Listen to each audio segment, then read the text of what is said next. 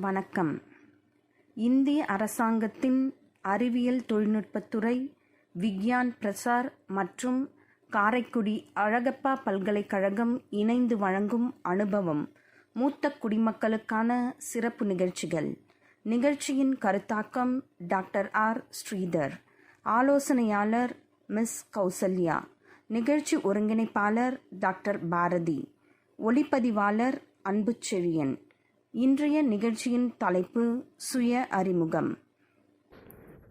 வணக்கம் நேயர்களே. இன்றைய நிகழ்ச்சியில் நாஸ்காம் விருது பெற்ற ஒரு விஞ்ஞானி கூட பேச போகிறோம். வணக்கம் சார். உங்களை பற்றியும் உங்கள் அனுபவங்களை பற்றியும் கொஞ்சம் பகிருங்கள் சார். எல்லாருக்கும் வணக்கம். என் பெயர் விஜயராகவன். நான் 1972 வருடம் bachelor of engineering mechanical Annamalai யூனிவர்சிட்டியிலேருந்து பாஸ் பண்ணேன். 1973 ஏப்ரல் மாதம் steel authority of India limited அப்படிங்கிற பொது உடைமை கம்பெனியில் கிராஜுவேட் இன்ஜினியராக சேர்ந்தேன். 1981 post graduate diploma in computer science படித்து முடித்தேன். இதுதான் என்னுடைய இன்ட்ரோடக்ஷன். ஸ்டீல் அப்படின்னா ஒரு நாட்டுக்கு ஒரு முக்கியமான ஒரு அளவுகோல். Steel without steel the country cannot prosper. ஏன்னா நீங்கள் பார்த்தீங்கன்னா எல்லா உபகரணங்களும் எல்லா வாழ்க்கையில் நீங்கள் அடிக்கடி பார்க்குறது சைக்கிள் ஆகட்டும், மோட்டர் சைக்கிள் ஆகட்டும், கார் ஆகட்டும், ஏரோப்ளேன் இதாகட்டும், ட்ரெயின் ஆகட்டும், எல்லாமே ஸ்டீல் தான் வந்தது. ஸோ ஸ்டீலுங்கிறது ஒரு நம்மளோட பொருளாதாரத்தை இது வந்து ஸ்டீல் வச்சு தான் கண்டுபிடிப்பாங்க. 1990 இந்தியா வந்து 25வது ரேங்கில் இருந்தாங்க உலகத்தில். அப்போ நம்மளோட ப்ரொடக்ஷன் வந்து 12 மில்லியன் டன் தான். ஏன்னா இது வந்து பொது உடைமையில் தான் பண்ணாங்க, கவர்மெண்ட் தான் பண்ணாங்க, அவங்க லைசன்ஸ்லாம் கொடுக்காம இருந்தாங்க. 1990 லைசன்ஸ் வந்து ஓப்பன் பண்ணாங்க. அப்போ ப்ரைவேட் பீப்புள் அவங்களும் ஸ்டீல் பிளான்ட் போட பிளான் பண்ணாங்க. ஸோ நான் வந்து ஸ்டீல் அத்தாரிட்டி இந்தியா லிமிட்டில் இருக்கும்போது வேலை செய்யும்போது என்னோடய ஆட்டோமேஷனில் என்னோடய இன்ட்ரெஸ்ட்டை பார்த்து அவங்களே என்னை வந்து 1980 வந்து என்னை போஸ்ட் கிராஜுவேட் டிப்ளமோவுக்கு படிக்க சொன்னாங்க. அதை படிச்சுட்டு வந்தேன். ஸோ இந்த ஆட்டோமேஷன்லாம் பண்ணிவிட்டு, அதாவது பிளான்ட்டில் வந்து ஸ்டீல் பிளான்ட்னா அது வந்து தாது பொருள் நம்ம இதில் அன்னை எப்படி ஸ்டீல் நம்ம ப்ரொடியூஸ் பண்ணுறோம், எப்படி உருவாக்குறோம். ஏன்னா அது வந்து பூமியில் கிடைக்கிற தாது பொருளில் Fe2O3 சொல்லுவாங்க, ஃபெரஸ் ஆக்சைடு, ஃபெரிக் ஆக்சைடு அப்படிங்கிற அந்த தாது பொருள்லேருந்து அதை ஸ்டீலை எஃபின்னு அயரன் வந்து நம்ம பிரிக்கிறோம். அதை பிரித்த உடனே அதுலேருந்து அதை பிரிக்கும்போது அது ஒரே யூ கேன் சே கார்பன் நிறைய கண்டென்ட் இருக்கும். அதை வந்து நம்ம ரிஃபைன் பண்ணணும். அதை வந்து ரிஃபைன் பண்ணால் அந்த ஹாட் மெட்டலுங்கிறது பேர், அதாவது பிக் அயர்ன்னு சொல்லுவாங்க முதல்ல. அது வந்து ரிஃபைன் பண்ணோம், அது ஸ்டீலாக மாறுது. அந்த ஸ்டீல் பண்ணுறதுக்கு அதுக்கு தனியாக பிளான்ட்டு. ஸோ ஒரு ஸ்டீல் பிளான்ட்டுங்கிறது நம்பர் ஆஃப் பிளான்ட்ஸ் இன்க்ளூடட். அதாவது இது வந்து ஒரே பிளான்ட் இல்லை, இது வந்து ஒவ்வொரு பிளான்ட்டுக்கும் 1 கிலோமீட்டர் 1.5 கிலோமீட்டர் டிஃப்ரென்ஸ் இருக்கும். ஸோ ஸ்டீல் பிளான்ட்ங்கிறது பெரிய ஏரியாவை ஆக்குப் பண்ணும். இது is call integrated steel plant. So இந்தியாவில் வந்து மொத்தம் இப்போ கிட்ட ஒரு 10-12 இன்டெகிரேட்டட் ஸ்டீல் பிளான்ட் இருக்குது. இப்போ மொத்தம் நம்மளோட ப்ரொடக்ஷன் வந்து 100 மில்லியன் டன் பண்ணுறோம். ஸோ இன்டெகிரேட்டட் ஸ்டீல் பிளான்ட் வந்து ஹாட் மெட்டல் பண்ணுவாங்க, ஸ்டீல் பண்ணுவாங்க. ஸ்டீல்லேருந்து அதுலேருந்து உங்களுக்கு பில்லட்டு ஸ்லாப் அப்படிங்கிறத மாற்றுவாங்க. அதை வந்து ஸ்டீல், ஏன்னா அதோட டெம்பரேச்சர் இப்போ வந்து ஸ்டீலோட டெம்பரேச்சர் 1670 டிகிரி சென்டிகிரேட். அது வந்து இட் இஸ் லிக்விட் ஃபார்மில் இருக்கும், அதாவது திரவ மாத்திரமாக இருக்கும். அதை வந்து நம்ம சாலிடாக மாற்றணும். அதுக்கு தான் அந்த ஸ்லாப் ஆர் புல்லட் பண்ணுவாங்க. புல்லட்லேருந்து உங்களுக்கு வயர் ராட் பண்ணுறாங்க, கட்டடத்துக்கெலாம் கட்டுறாங்களே கம்பி, அதுலேருந்து வருது. அப்புறம் காரு, அது மற்றபடி என்ன சொல்கிறது, வாஷிங் மிஷின், ஃப்ரிட்ஜு, இந்த மாதிரி அதெல்லாம் வந்து ஃப்ளாட் ப்ராடக்ட்ஸ்னு வருது. இதெல்லாம் தான் ஸ்டீல் பிளான்ட். ஒரு ஸ்டீல் பிளான்ட் 1 மில்லியன், அதை வந்து ஸ்டீல் பிளான்ட்டை வந்து மில்லியன் டன் தான் சொல்லுவாங்க. ஒரு வருஷத்தில் 1 மில்லியன் டன் ஸ்டீல் அப்படின்னா 1 மில்லியன் டன் ஸ்டீல் ப்ரொடியூஸ் பண்ணுவாங்க அப்படின்னு. 1 மில்லியன் ஸ்டீல் பிளான்ட்டுக்கு குறைஞ்சது 1990 ப்ரைஸை பற்றி 4,500 கோடி ஆகும். இப்போலாம் it is coming around 8,000-9,000 crores. So நான் வந்து இந்த ஸ்டீல் இந்தியா லிமிடெடில் வேலை பார்த்துட்டு 1995 நான் வந்து JSW ஸ்டீலுங்கிற இடத்துல மாறினேன்.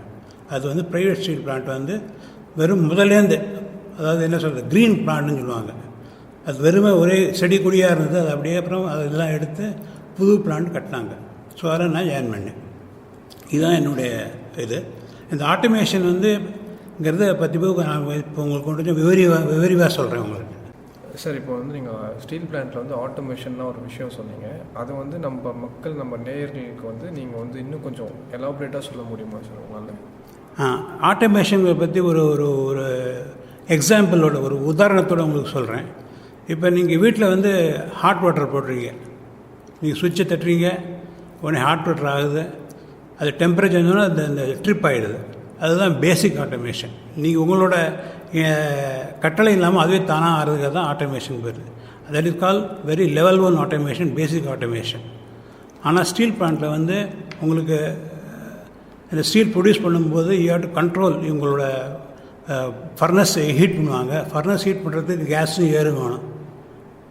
காற்றும் எரிவாயு இல்லாமல் ஒன்றும் எரிய முடியாது. அதோட ரேஷியோ 1 பங்கு எரிவாயுன்னா 1.25 பங்கு காற்று வேணும். அது வந்து கரெக்டாக கொடுத்தா தான் மேக்ஸிமம் உங்களுக்கு டெம்பரேச்சர் வரும். அந்த மாதிரி பேசிக் ஆட்டோமேஷன் வந்து ஸ்டீல் பிளான்ட்டில் முக்கியம். That is call level 1 automation. அதுதான் லெவல் 1 ஆட்டோமேஷன். ஐ திங்க் உங்கள் நேர்களெல்லாம் அந்த லெவல் 1 ஆட்டோமேஷன் என்னென்னு புரிஞ்சுப்பாங்க. இன்னும் கொஞ்சம் எலாபரேட்டாக சொல்லணும்னா, நீங்கள் ஒரு பிளான் பண்ணுறீங்க. நான் போய் இன்னும் 15 நிமிஷத்தில் நான் போய் ஒரு டப்பில் போய் வெந்நீரில் போய் குளிக்க போகிறேன். சுடுதண்ணியில் குளிக்கிறேன். சுடுதண்ணியோட டெம்பரேச்சர் வந்து 45 டிகிரி செல்சியஸாக இருக்கணும் அப்படின்னு நீங்கள் போடுறீங்க, கமாண்ட் கொடுக்குறீங்க. இன்னும் தி எக்யூப்மெண்ட் வில் ஸ்டார்ட். என்னது, கோல்டு வாட்டர் திறக்கும், ஹாட் வாட்டர் திறக்கும். 40 டிகிரி வர மட்டும் அக்கார்டிங்லி கோல்டு ஹாட் மாற்றி பண்ணும். அது நீங்கள் உங்களோட இன்ட்ரிபியூஷனில் கிடையாது. நீங்கள் அது வந்தவுடனே அது உங்களுக்கு சொல்லும். லெவல் வந்தவுடனே இது கால் லெவல் 1 ஆட்டோமேஷன், பேசிக் ஆட்டோமேஷன். அதாவது அந்த இடத்துல என்ன நடக்குதோ அதுலேருந்து நம்ம ஒரு இன்ஸ்ட்ருமெண்ட்லேருந்து அதோட வேல்யூ எடுத்துக்கிட்டு அதை கரெக்ட் பண்ணி நம்ம பண்ணுறோம். That is call level 1 automation. இதுதான் லெவல் 1 ஆட்டோமேஷன் பேர். ஸ்டீல் பிளான்ட்டில் மொத்தம் 4 லெவல் ஆட்டோமேஷன் இருக்குது. Level 1 automation which I told you, இப்போ தான் சொன்னேன்ல, அதை பற்றி அது மாதிரி. இன்னொன்று அங்கே ஹாட் மெட்டல் பண்ணும்போது அப்போ ஹாட் மெட்டலோட கெமிஸ்ட்ரி எஃப்இனா தெரியுது. எஃப்இ அப்புறம் மற்ற காம்போசிஷன் எவ்வளோ இருக்கணுங்கிறது வெரி இம்பார்ட்டண்ட். அப்போ தான் அதை வச்சு தான் உங்களுக்கு ஸ்டீல் வரும். ஸோ அதை எப்போல்லாம் அது மாறிச்சு அது தகுந்தாப்பில் வேறு ஏதாவது ஆட் பண்ணணும். அப்போ என்ன பண்ணுவாங்க, அதோட அதுலேருந்து அது சாம்பிள் எடுப்பாங்க, போய் லேபுக்கு அனுப்புவாங்க. எக்ஸ்பிரஸ் லேபில் இமீடியட்டாக லேப்லேருந்து இதோட என்ன கெமிஸ்ட்ரின்னு ஒன்று வரும், உடனே அதுக்கு தகுந்தாப்பில் மாற்றுவாங்க. So that is call level 2 automation. அதாவது பேசிக்காக நம்ம என்ன போடணும், நமக்கு என்ன வேணும், நமக்கு இந்த ஸ்டீல் வேணும், அதாவது காருக்கு மேனுஃபேக்சரிங் ஸ்டீல் வேணும்னா அதுக்கு தகுந்தாப்பில் என்னென்னலாம் போடணும், என்னென்ன ஹாட் மெட்டல் எவ்வளோ போடணும், அப்புறம் ஸ்க்ராப் எவ்வளோ போடணும், மற்ற இன்க்ரீடியண்ட்லாம் எவ்வளோ போடணுங்கிறத கால்குலேட் பண்ணி முதல்ல போடுவாங்க. அதுக்கப்புறம் அதை டெம்பரேச்சர் எடுத்துகிட்டு அதோட கெமிஸ்ட்ரி எடுத்து திருப்பி மாற்றுவாங்க. ஏன்னா 1 ஹவரில் உங்களுக்கு ப்ரொடியூஸ் பண்ணி ஆகணும், இல்லாட்ட போக முடிஞ்ச ஆள் கெட்டு போயிடும். ஸோ இதுக்கெல்லாம் அதுக்கு லெவல் 2 ஆட்டோமேஷன் பேர். இது ஷாப் லெவலில், அது ஒவ்வொரு ஷாப்பும் ஹாட் மெட்டலுக்கு ஒரு தனி ஷாப்பு, ஸ்டீல் பிளேட்டுக்கு தனி ஷாப்பு, ரோலிங் மில்லுக்கு ஒரு தனி ஷாப்பு. ஸோ நீங்கள் அதை இமேஜின் பண்ணணும். பெரிய ஏரியாவில் ஒவ்வொரு ஷாப்பும் 1 கிலோமீட்டர் தூரத்தில் இருக்கும். இந்த எல்லாத்தையும் எடுத்துகிட்டு போகணும், ஒவ்வொன்றா எடுத்துகிட்டு போகணும் எல்லாம். அதனால தான் இதுக்கு பேர் level 2 automation. Level 1 and level 2 ஆட்டோமேஷனுங்கிறது ஷாப் லெவலில். அப்புறம் லெவல் 3 ஆட்டோமேஷன் இருக்குது. அது என்னென்னா பிளானிங். நீங்கள் என்ன உங்களுக்கு கஸ்டமர் என்ன ஆர்டர் கொடுத்தாங்களோ, என்ன மார்க்கெட்டிங் பீப்புள் எல்லாம் ஒவ்வொரு ஊருக்காக போய் ஒவ்வொரு பிளான்ட்டில் போய் உங்களுக்கு எவ்வளோ ஸ்டீல் வேணுங்கிறது எல்லாத்தையும் ஆர்டர் வாங்கிட்டு வருவாங்க. அந்த ஆர்டரை நம்ம கன்வெர்ட் பண்ணணும். அதை ப்ரொடியூஸ் பண்ணாருன்னா ப்ரொடியூஸ் பண்ணி வி ஹேவ் டு ப்ரொடியூஸ் பண்ணி அது அப்புறம் திருப்பி கஸ்டமருக்கு கொடுத்தா தான் நமக்கு பைசா கிடைக்கும். That is the way the plans are working, இல்லையா? ஸோ அந்த பிளானிங்க்கு பேர் லெவல் 3 ஆட்டோமேஷன் பேர். இது ஸ்டீல் பிளான்ட்டில் ஹாட் மெட்டல் இன்றைக்கி எவ்வளோ ப்ரொடியூஸ் பண்ணணும், ஸ்டீல் இன்றைக்கி எவ்வளோ ப்ரொடியூஸ் பண்ணணும், என்னென்ன ப்ரொடியூஸ் பண்ணணும். அதே மாதிரி ரோலிங் மில்லுங்கிறது அந்த ஹாட் மெட்டல் ஸ்டீலை வந்து ஸ்லாபாக மாற்றி அதை ரோல் பண்ணி வைக்கிறாங்களோ அதுக்கு பேர் ரோலிங் மில்லுன்னு பேர். அந்த ரோலிங் மில்லு இன்றைக்கி எவ்வளோ என்ன இது ரோல் பண்ணணும், என்ன ஆர்டர் இருக்குது அது அந்த ரோல் பண்ணணும். That is call level 3 automation. So which it is required for steel plant. Now நம்ம இப்போ வந்து level 1 பார்த்தோம், level 2 பார்த்தோம், level 3 பார்த்தோம். There is called level 3 automation, level 4 automation, sorry. level 4 automation என்ன, இட் இஸ் ப்ரொடக்ஷன் இல்லை, இது வந்து என்னெல்லாம் நம்ம ஓர் வந்து நம்ம கொண்டு வரணும், போர்ட்லேருந்து கொண்டு வரணும், இல்லாட்ட மைன்ஸ்லேருந்து கொண்டு வரணும். இன்றைக்கி எவ்வளோ ஓர் கொண்டு வரணும், மற்ற ஓரை தவிர மற்ற தாது பொருள்கள்லாம் வேணும். வெறும் ஐரன் ஓரில் பண்ணல, கோல் வேணும், கோக் வேணும், அப்புறம் டாலமைட் வேணும், இதெல்லாம் வேணும். எல்லாம் எவ்வளோ கொண்டு வரணும், அப்புறம் ஸ்பேர்ஸ் என்னெல்லாம் வாங்கணும், என்னெல்லாம் பைசா நமக்கு எங்கெல்லாம் பைசா கலெக்ட் பண்ணுறது, அதை பற்றி எல்லாம் பேசி, அப்புறம் ஸ்டோரில் என்ன இன்வென்ட்ரி இருக்குது. இன்வென்ட்ரினா அதாவது இன்வென்ட்ரினா பற்றி எவ்வளவு ஸ்பேர்ஸ் எவ்வளோ இருக்குது, ஏன்னா எல்லாத்துக்கும் நமக்கு வேணும். எல்லாம் இங்கே போய் கடலில் வாங்கிட்டு இருக்க முடியாது, எல்லாத்தையும் முதல்ல ரெடியாக வச்சுருக்கணும். ஸோ அதெல்லாம் பிளான் பண்ணி நம்ம ரெடியாக வச்சுருக்கணும். அதுக்கு பேர் level 4 ஆட்டோமேஷன். அப்புறம் பைசா, யாருக்கு என்ன பைசா நம்ம பர்ச்சேஸ் பண்ணோம், இந்த பர்ச்சேஸ் பண்ணதுக்கு எவ்வளோ யாருக்கு பைசா கொடுக்கணும், இந்த பர்ச்சேஸ் பண்ண அந்த என்னெல்லாம் எக்யூப்மெண்ட் பர்ச்சேஸ் பண்ணாமோ, என்னெல்லாமோ கன்சியூபிள் பண்ணாமோ அதெல்லாம் வந்துருச்சாங்கிறது ஸ்டோரில் இன்வென்ட்ரி பார்ப்பாங்க. ஏன்னா ஷாப் ஃப்ளோரில் இருக்க வந்து ஷாப் ஃப்ளோரில் பண்ணுறோம் ப்ரொடக்ஷன் தான் பண்ண முடியும். பட் இதெல்லாம் நமக்கு சப்போர்ட் கொடுத்தா தான் அவங்க நல்லா ப்ரொடியூஸ் பண்ண முடியும். So supporting staff, store, finance, அப்புறம் ஹெச்ஆர், இதெல்லாம் சப்போர்ட்டிங் ஸ்டாஃப். அதுக்கப்புறம் என்விரான்மெண்ட்டை வேறு பார்க்கணும். ஏன்னா இங்கே கேஸ் வெளியில் போகும்போது அது வந்து என்விரான்மெண்ட்டை ஒன்றையும் பொல்யூட் பண்ணக்கூடாது, அதையும் நம்ம ட்ரை பண்ணி பிளான் பண்ணோம். இதெல்லாம் கால் level 4 ஆட்டோமேஷன். சார், இந்த இண்டஸ்ட்ரிக்குள்ளே நீங்கள் வர உங்களுக்கு என்ன சார் தூண்டுதலாக இருந்துச்சு உங்களுக்கு? 1972 நாங்கள் வந்து நான் இன்ஜினியரிங் வெளியே வரும்போது, நீங்கள் 71 இன்ஜினியரிங் வெளியே படித்தவங்களுக்கு வேலை கிடைக்கிறது ரொம்ப கஷ்டமாக இருந்தது, ரொம்ப கஷ்டமாக இருந்தது.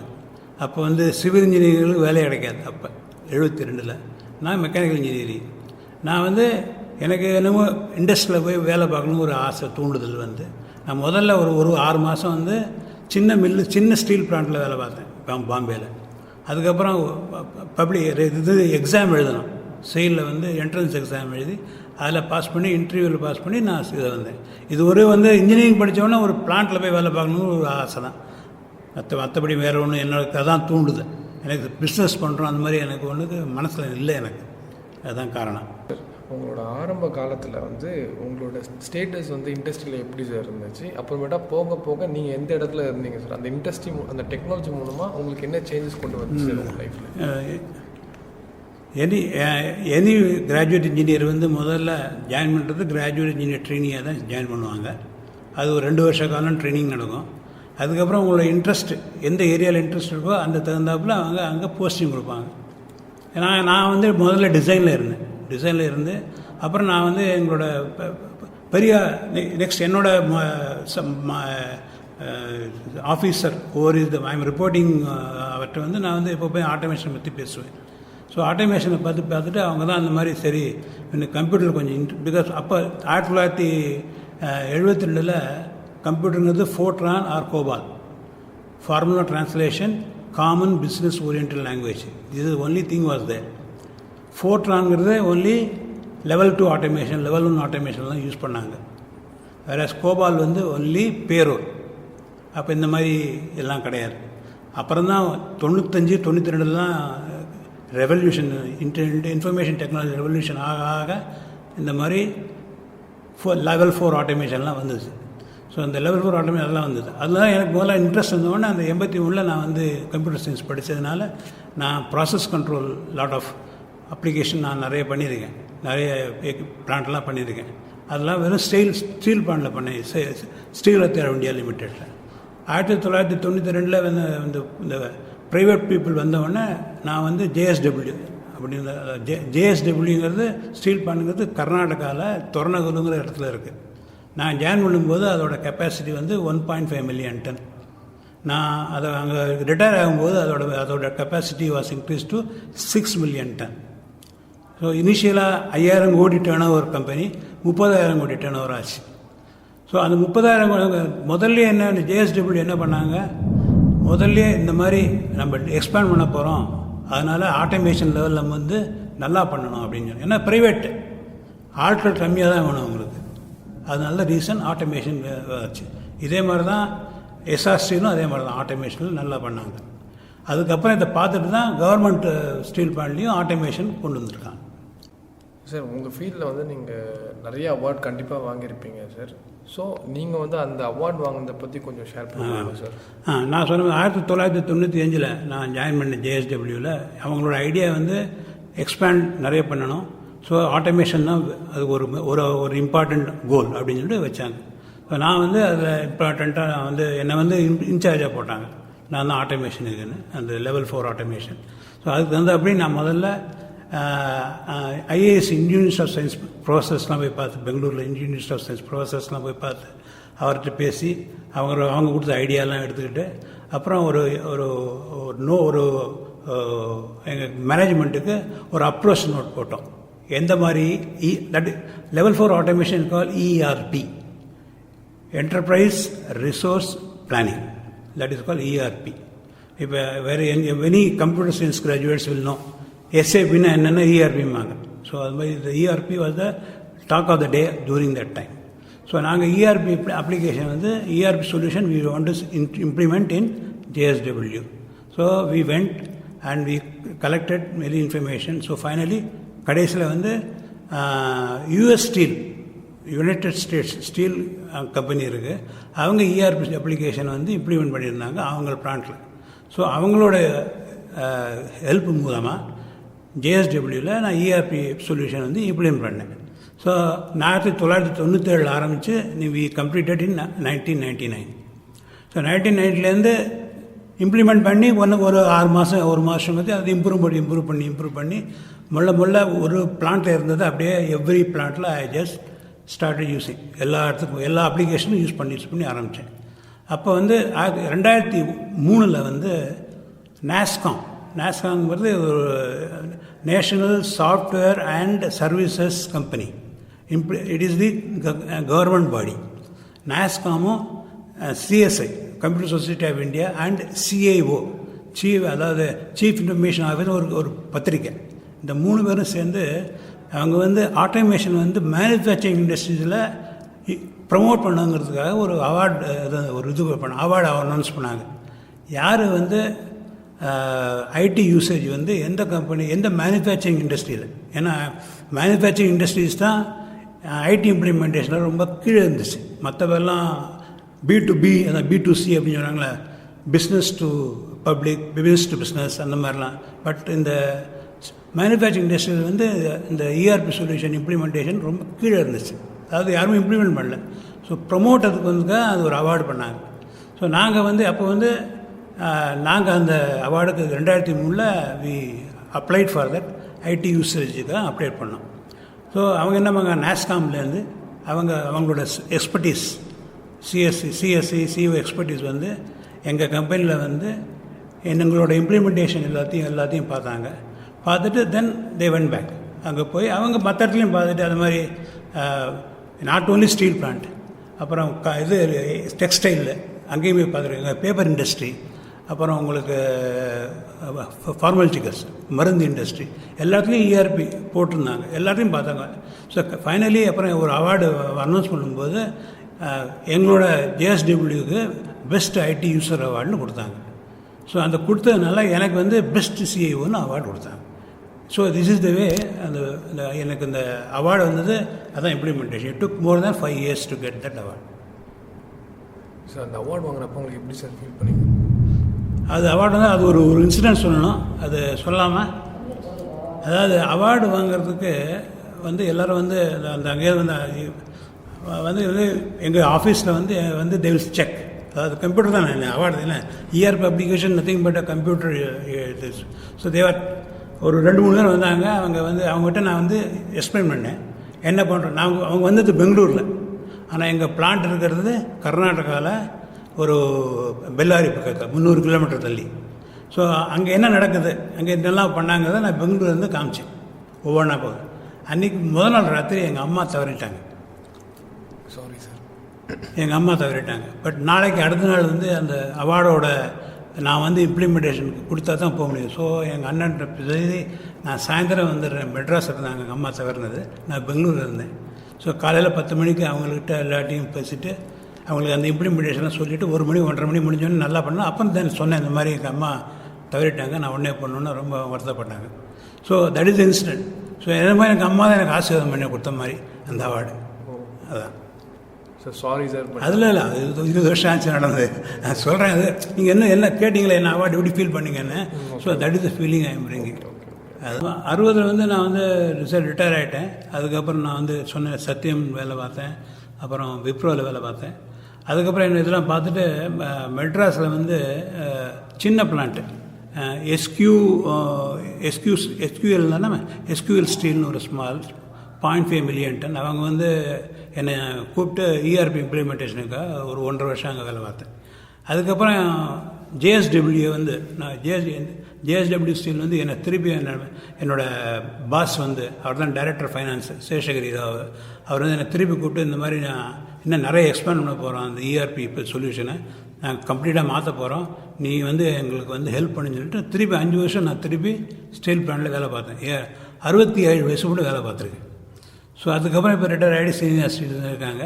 எனக்கு கீழே வேலை பார்த்த நிறைய என்னுடைய ஜூனியர்ஸ் எல்லோரும், சில பேர்லாம் பெரிய ஆளாக ஆகிருக்காங்க அங்கேயே ஜேஎஸ்டபிள்யூவில். சில பேர் வந்து வேறு கம்பெனியில் மாறி இருக்காங்க, சில பேர் சொந்த கம்பெனியை ஸ்டார்ட் பண்ணியிருக்காங்க. அவங்களாம் அப்பப்போ என்கிட்ட வந்து ஹெல்ப் பண்ணி கேட்பாங்க, ஏதாவது என்ன ஐடியா கொடுப்பாங்க. ஸோ அப்போ ஃபோனில் நான் பேசி அவங்களுக்கு கொஞ்சம் இதெல்லாம் பண்ணி எல்லாம் அந்த மாதிரி பண்ணுறேன். So this is what I ஆம் டூயிங் இட்.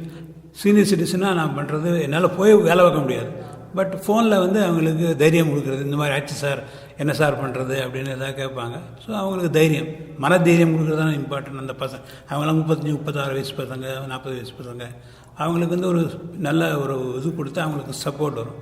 நிறைய பேர் அந்த மாதிரி வந்து என்ன ஃபோன் பண்ணி கேட்பாங்க. இந்த மாதிரி தான் நான் உதவி செய்கிறேன். வேறு ஒன்று சார். இப்போ வந்து உங்களோட கதை வந்து ரொம்ப இன்ஸ்பைரிங்காக இருந்துச்சு சார். நிறைய பேர் வந்து இதை நோக்கி வரணும், உங்ககிட்ட வந்து நிறைய இன்ஃபர்மேஷன் வந்து மக்களுக்கு போய் சேரும். நம்ம